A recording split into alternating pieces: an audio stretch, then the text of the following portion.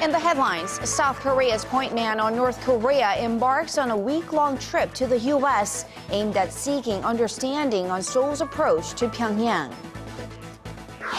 Organizers of the 2018 Pyeongchang Winter Olympics slam an option proposed by the IOC to share the event with Japan. And protesters decrying the chokehold death of Eric Garner flood a California highway and get violent. Happy Monday, everyone. Welcome to the program. Coming to you live from Seoul, I am Kang Tae-ri. South Korean Unification Minister Ryoo Kihl-jae has embarked on a trip to the U.S. It's a week-long trip that will take him to Washington and L.A. Topping his agenda will be issues and policies related to North Korea. Hwang Sung-hee has more. In Washington, South Korean Unification Minister Ryoo Kihl-jae will meet with senior officials, including Undersecretary of State for Political Affairs Wendy Sherman and lawmakers vocal on North Korea issues such as Ed Royce and Marco Rubio. His trip marks the first visit to the U.S. by a South Korean Unification Minister since 2011 and comes as Seoul seeks out new momentum in inter-Korean relations. A senior South Korean official told reporters that the government must actively consider incentives for North Korea to resolve the issue of war-separated families who are now in their 80s and 90s. Stressing its utmost importance, the official said it would be an international shame if the government failed to resolve the matter. Although he did not elaborate on what the incentives could be, it's widely speculated South Korea is considering the lifting of economic sanctions imposed on the North in 2010. The sanctions came after North Korea torpedoed a South Korean warship, killing 46 soldiers. The official stressed Pyongyang must apologize for the attack for the sanctions to be lifted, but added all issues will be open for discussion if the two Koreas meet for talk. Pundits say the South Korean government should seek a package deal that includes an apology from the North for the 2010 attack, the lifting of sanctions, and the issue of war-separated families for a much-needed breakthrough in inter-Korean relations. Hwang Sung-hee, ARIRANG News. And North Korea was also on President Park Geun-hye's mind this Monday, addressing a room full of political and economic leaders from across the globe. She brought their attention to her vision for a trust politique. Once again, our presidential office correspondent Choi Yoo-sun brings us the details. In an era where countries are mutually dependent and intertwined like a spider web, President Park Geun-hye says North Korea's nuclear development is a grave threat to peace not only on the Korean peninsula and in Northeast Asia, but to the entire world. At the annual World Policy Conference in Seoul Monday, the South Korean president referred to her trust politic plan, which seeks to build trust, expand non-political exchanges and economic cooperation with the North, then in Northeast Asia and beyond across Eurasia. President Park, however, said Pyongyang should also take the initiative for laying down its nuclear arms so that the international community can help with its economic development. As for Korea's complex relationship with China and Japan over historical and territorial differences, the Korean leader said that three countries can do so much more together in areas such as nuclear safety and tackling climate change, similar to a multilateral process in Europe. And then came her vision to connect Asia and Europe by constructing energy and logistics infrastructure to spur regional growth and restore stability.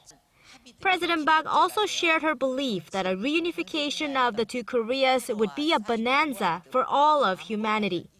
특히 한반도의 평화 통일은 평화와 번영의 새로운 동북아 시대를 열고 유라시아를 넘어 세계 평화와 안보를 위한 글로벌 거버넌스 강화에 중요한 기여를 할 것입니다. The three-day forum will also address global issues, including the crisis in Ukraine and the threat of Islamic State militants in the Middle East. Choi Yoo-sun, ARIRANG News. North Korea has denied its involvement in the recent cyber attack on Sony Pictures, but its National Defense Commission did say that the hack might be, quote, the righteous deed of the supporters and sympathizers of North Korea.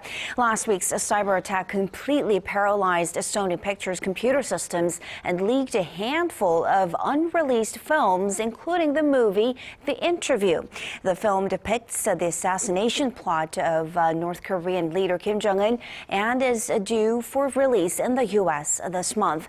Meanwhile, Bloomberg, quoting an unnamed source, is reporting that the hack originated from a hotel in Bangkok. Pyeongchang, the host city for the 2018 Winter Olympics, has been given the option of holding a few of the events in foreign venues, possibly Nagano, Japan. The very idea of sharing the honor of hosting a global sporting event with Japan, again, is sure to upset a lot of Korean sports fans. But the IOC president does present a valid point, though, in terms of saving a great deal of money. Song Ji-sun tells us more. It took Pyeongchang 3 attempts to win the rights to host the Winter Olympics. But when the flame is lit and the games get underway in February 2018, some of the events could be taking place elsewhere.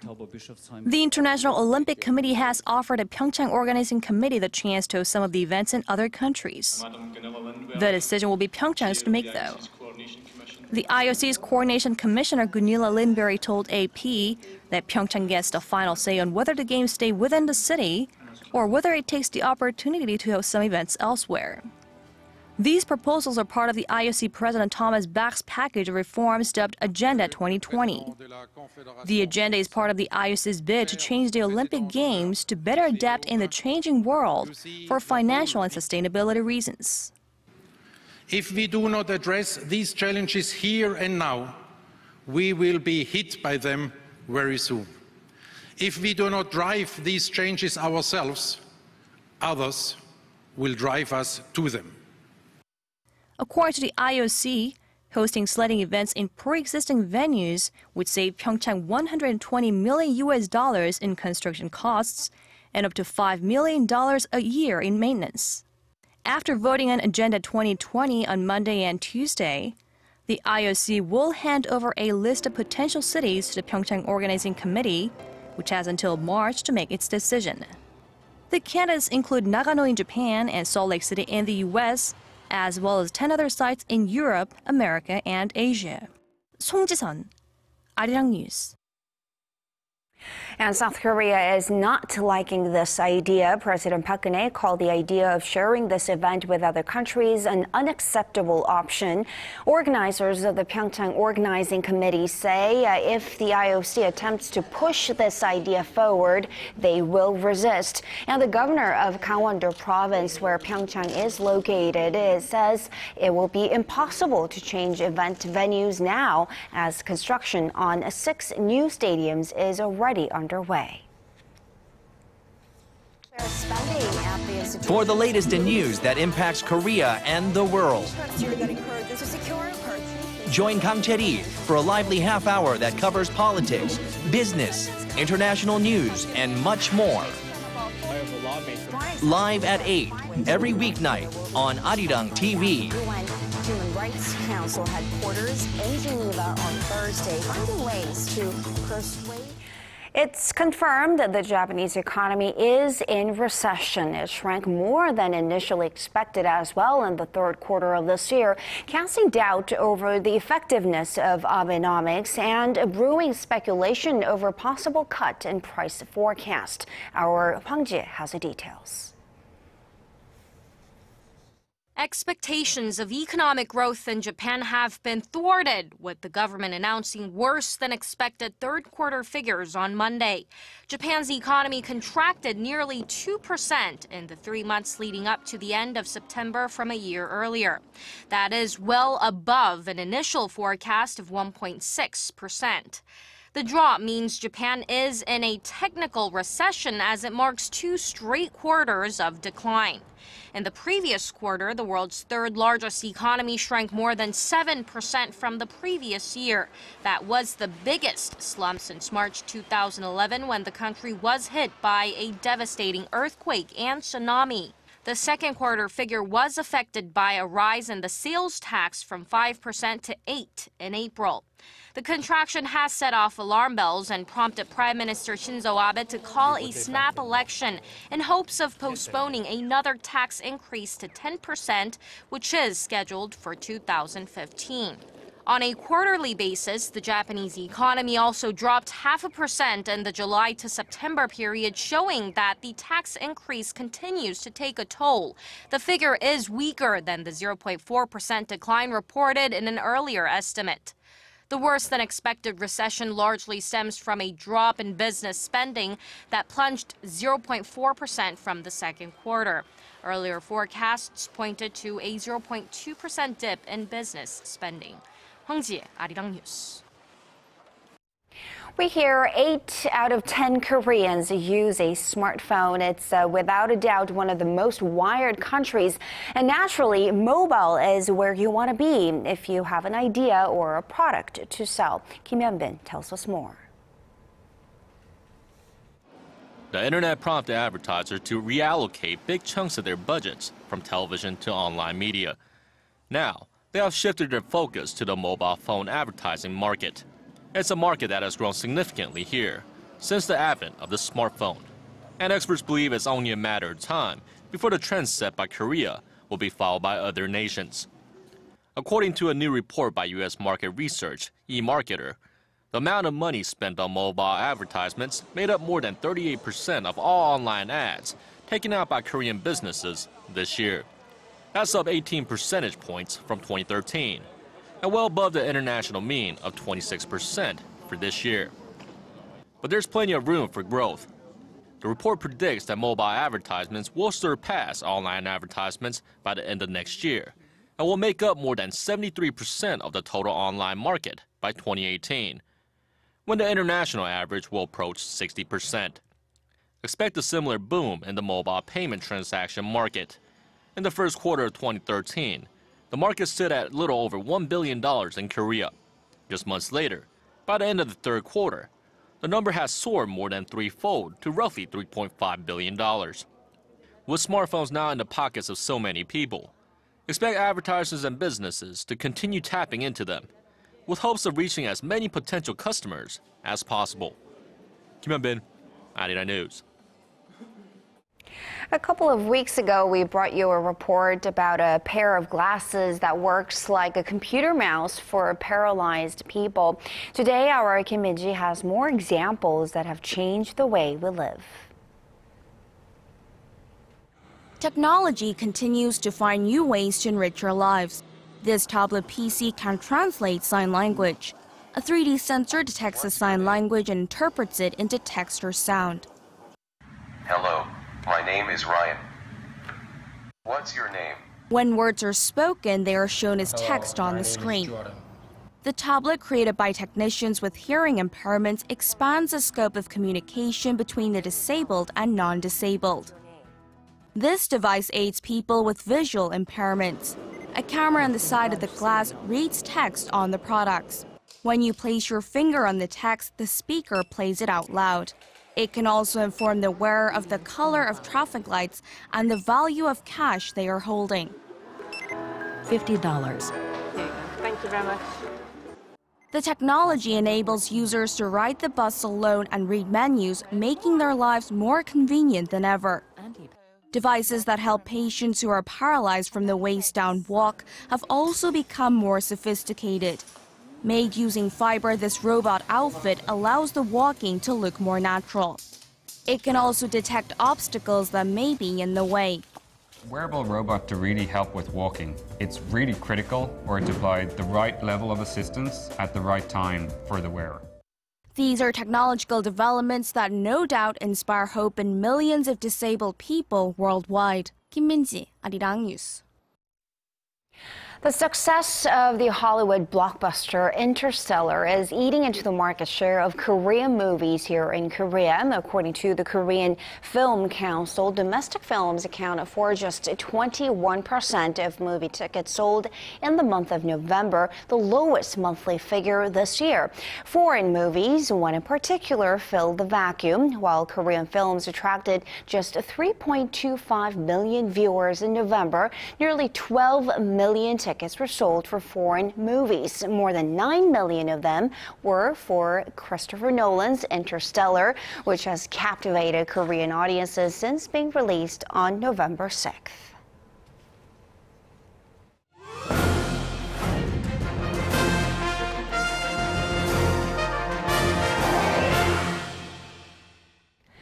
The entertainment agencies in Korea, mainly behind the K-pop and K-drama crazes, are not limiting themselves to only those two areas and are turning their eyes to other industries. Some of them include fashion and travel packages. Here is our Connie Kim for this week's Industry Insight. Fantastic, baby. Big Bang, Girls' Generation, Super Junior. There are few K-pop stars who have taken the world by storm, capped off, of course, by Psy and his YouTube hit Gangnam Style. Behind every great act in Korea is an entertainment agency that cultivates and promotes them. And leading the pack is YG Entertainment, one of the powerhouses driving the so-called Hallyu, or Korean wave. Founded in 1996, it created a success formula with idol groups like Big Bang and 21 and went public on Korea's tech-heavy contact stock market 3 years ago. YG now boasts annual revenue of some $104 million, more than 250 employees, and more than 20 artists under its belt. On the back of their success, entertainment giants are now branching out to other businesses. In September, YG launched apparel brand Nonigan, using its fashionable artists who influence fans all over the world to market it.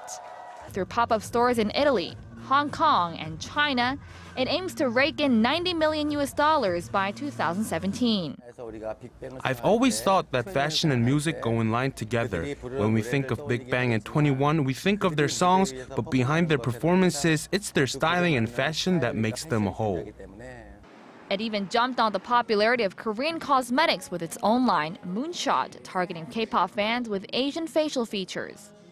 Recognizing YG's growth potential, French luxury goods giant LVMH has announced it'll invest up to $80 million in the company. While YG may be at the top right now when it comes to branching out, it's not the first. SM Entertainment, a Hallyu pioneer, started diversifying its business 2 years ago. It acquired travel agency BTNI, offering music fans special concert tours in Korea.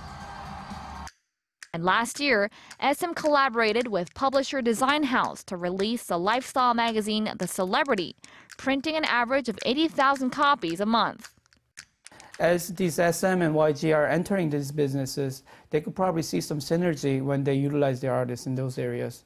And as from customer standpoint, if they get more touch points, market watchers say it's important for them to keep their capital flowing, as it's too early to call these ventures a success. To promote their new businesses, it's also vital to keep the K-pop boom going. In addition to reaching out to other industries, it's important that they stick to their original source of profit, producing good music to expand their fan base worldwide. If YG and SM's new business ventures enjoy the same success that K-pop has, it'll not only provide a new source for profits, it'll also give a boost to a new kind of Korean wave. Connie Kim, ARIRANG News.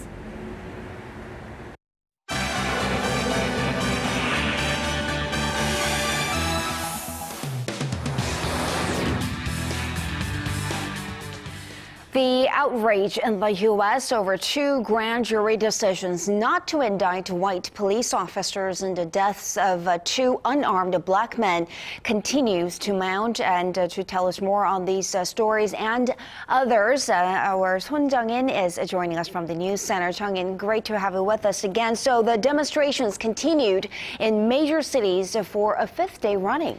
That's right. Most of the protests have been peaceful, but some of them later turned into clashes with police. Shin Se-min reports with more. Signs saying things like, "I can't breathe," and "Black Lives Matter" fill the streets of major U.S. cities in protest, some of which were peaceful, some of which were violent. The ongoing marches and protests in major cities like New York, Philadelphia, Chicago, and Oakland were all spurred last week by a grand jury that decided not to indict a white police officer in a chokehold death of an unarmed black man, Eric Garner. Some of the demonstrations have turned violent. In the Northern California city of Oakland, protesters poured onto a highway late Sunday night and threw explosives, injuring two officers. City officers responded with tear gas and arrests. Hands up, don't shoot! Hands up, don't shoot! Hands up, don't shoot! Hands up, don't shoot! In New York, protesters chanted, "Don't shoot, hands up," as they marched through the streets of Manhattan, while others staged a symbolic die-in by lying down on the floor of Grand Central Terminal. The families of the victim joined civil rights activist Al Sharpton on Staten Island at the site where Garner died in July. They thanked protesters across the country. Sharpton also announced plans to organize more rallies in the near future and to press for charges against the police officer in question, Daniel Pantaleo, at the federal level. Shin Se-min, ARIRANG News. And over in the Philippines, the powerful storm that hit the country over the weekend has weakened now. That's the good news, and is slowly making its way out towards Manila. Jung-in, what's the latest? Well, after forcing more than 1 million residents to take cover, 21 people have been killed since Typhoon Hagupit made landfall on Saturday, according to Red Cross officials. The storm brought winds of up to 175 kilometers an hour, knocking down power and phone lines and flattening homes in an area near the region devastated by last year's Typhoon Haiyan that killed thousands of people. Meanwhile, Seoul's foreign ministry has issued a travel warning for the region. Some 1,000 South Korean travelers have been grounded in the Philippines due to Hagupit. And reports say these are people who had arrived in destinations like Boracay and Manila since last Wednesday. And over in Washington, a Mideast policy conference was held, and where Israeli Prime Minister Benjamin Netanyahu and U.S. Secretary of State John Kerry hailed the strong relationship between their two countries. That's right, Teddy. Both reiterated cooperation in tackling some of the most pressing issues in the Middle East, including Iran's nuclear program and the rapid rise of Islamic State militants. However, they show differences in opinion on how to approach the nuke talks. Netanyahu said they need to further increase pressure on the country to give up its atomic weapons ambitions and capabilities. Kerry, meanwhile, urged patience while vowing that the process would not continue without tangible progress. That to most people living in Israel, Gaza, or the West Bank today, as I speak, the idea of peace sounds dubious at best and impossible to many. But I cannot tell you, notwithstanding, how strongly the United States flat out rejects the notion that peace is a pipe dream. In fact, the need for a two-state solution is even stronger today than it was a year ago. Kerry added that conditions are not yet ripe for new peace negotiations, particularly due to heightened tensions between Israelis and Palestinians. And lastly, we hear Britain's royal couple made their first official visit to the U.S., which includes their first experience with the Big Apple. What's on their agenda? Well, Prince William and Kate Middleton, who arrived at New York City's JFK Airport Sunday evening, have a full schedule of events ahead of them, including a visit to the National September 11 Memorial Museum. The couple were warmly welcomed by a throng of media and shrieking admirers in Manhattan who wished Kate well as she is expecting her second child in April. Prince William is slated to meet with U.S. President Barack Obama at the White House on Monday and then attend the World Bank conference in Washington, during which he is expected to speak about combating illegal trade in wildlife parks. Kate, meanwhile, is scheduled to tour a child development center with the First Lady of New York. All right, let's leave it there for now, Jung-in. Thank you so much for those stories, and we'll see you back here in just about 2 hours.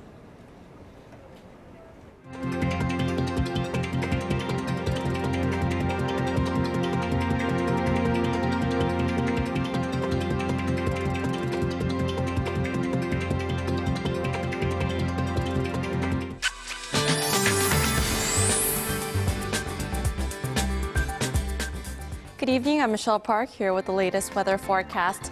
After all that snow, the air feels much more refreshing, and right now the skies are looking very clear nationwide. Now, freezing conditions have eased up slightly with daytime temperatures rising 3 to 4 degrees higher compared to the recent days. And this milder weather is expected to continue until Wednesday. That is when another bout of snow is head for the nationwide through Thursday, which will bring down some highs once again. And to our readings for tomorrow, so we'll start off the Tuesday morning at -6 degrees before reaching up to 5 in the afternoon. Meanwhile, the southern cities such as Daegu and Busan will top to 8 and 10 degrees. And to other regions such as Jeju Island peaks to 10, Dokdo hits down at 5, while Mount Gyeongang is low at 0 degrees. Well, that's all for now. Michelle Park, and have a wonderful evening. And that will do it for this edition of ARIRANG News. Thanks for watching.